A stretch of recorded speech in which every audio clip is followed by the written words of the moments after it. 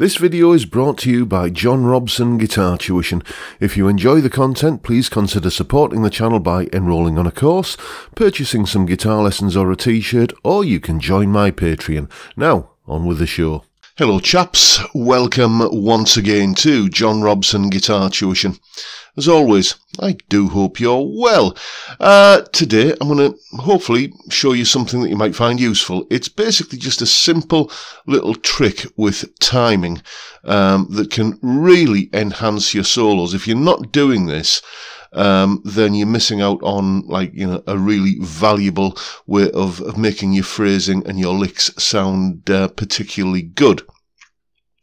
Tell you what, before we go any further, have a listen to this solo.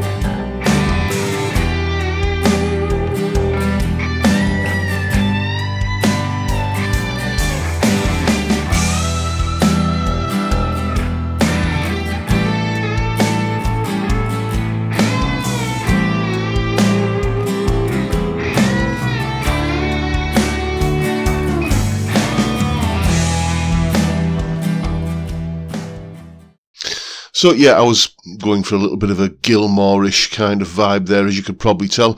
That jam track, by the way, is entitled Hoping You'd Be There. Yes, and it comes from my Udemy course on the playing style of David Gilmour, link in the description. Go and check it out. So I was doing this particular thing on, on that solo. That was essentially what was underpinning all of the licks, and you may have already spotted it, but just in case you haven't, here's a bit of an explanation. Solo explanation. Okay, so what's this all about then? Well, it's essentially a very simple trick to do with phrasing and timing. I refer to it as crossing the line, and the line in question is the bar line. For example, take a listen to this very, very simple phrase, if you can call it that. It's just one note. It's just the 12th fret G string being played twice. Okay? Here's what it sounds like.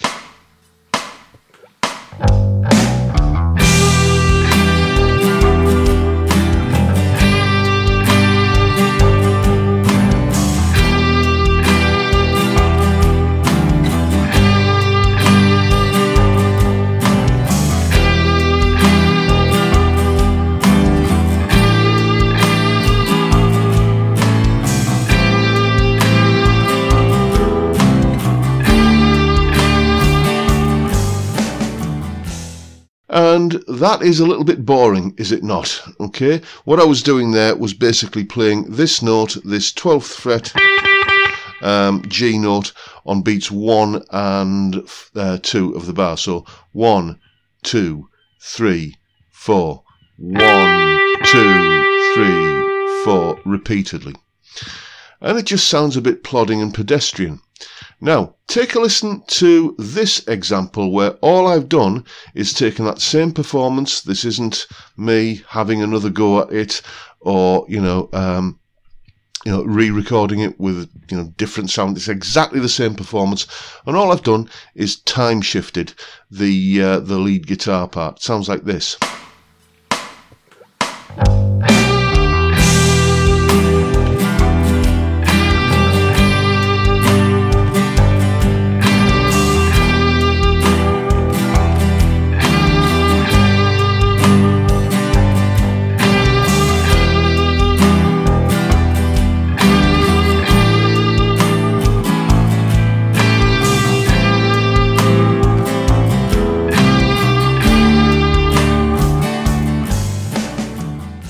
See what I mean? Something about just kind of playing either side of the bar line just makes it work better. What I was doing there was going 1, 2, 3, 4, 1, 2, 3, 4, 1, 2, 3, 4, like that.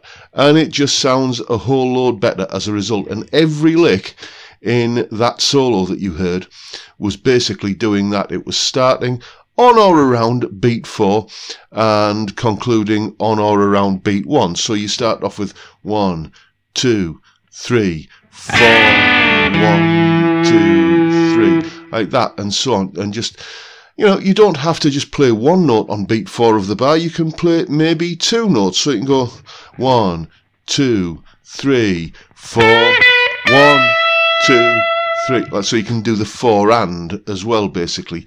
You can also do the 1 and 1, 2 and 3 and 4 and 1 and 2 and 3, like that. Anything like that. Basically, as long as you're starting and finishing in roughly those places, I guarantee you it will enhance even the most mundane of licks. As as you saw earlier, where I'm just basically playing one note. It starts off played on beats 1 and 2 of the bar, sounds boring. Play it on beats 4 and then beat 1, and it enhances it. You wouldn't do a whole solo like that, but if it can make something as bland as that sound just that little bit better, imagine what it can do to, you know, even just a little bit more elaborate lick that you could play with maybe more than one note in it. So there you go. Simple little phrasing and timing trick. Go away and have some fun with it. So there you have it. That's basically all you got to do. Just make sure that you start your lick on or around beat 4 of the bar and carry it over to beat 1 of the bar.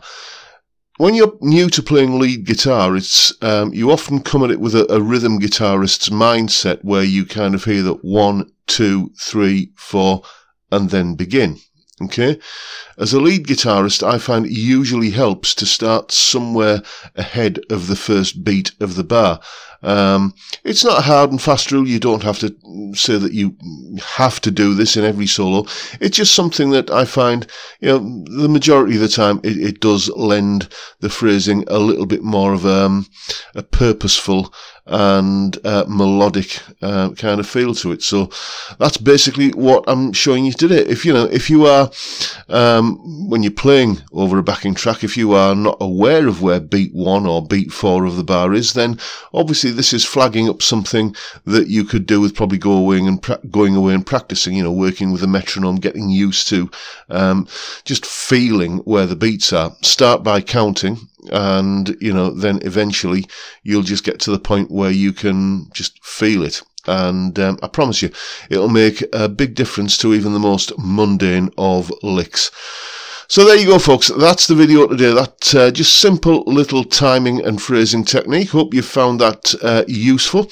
There is a full tab for the solo, by the way, and it's in, as usual, in Guitar Pro and PDF formats, along with that jam track that I mentioned, and the solo, and that explanation that you've just seen as well.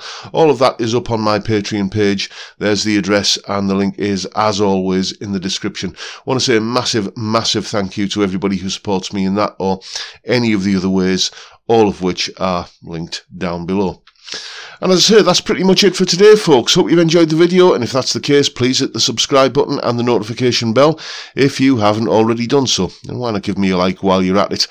Don't forget the live stream every Friday, 5 PM UK time. We drink beer, we talk music, we talk guitars. Fantastic way to kick off the weekend. I'd love to see you there if you can make it.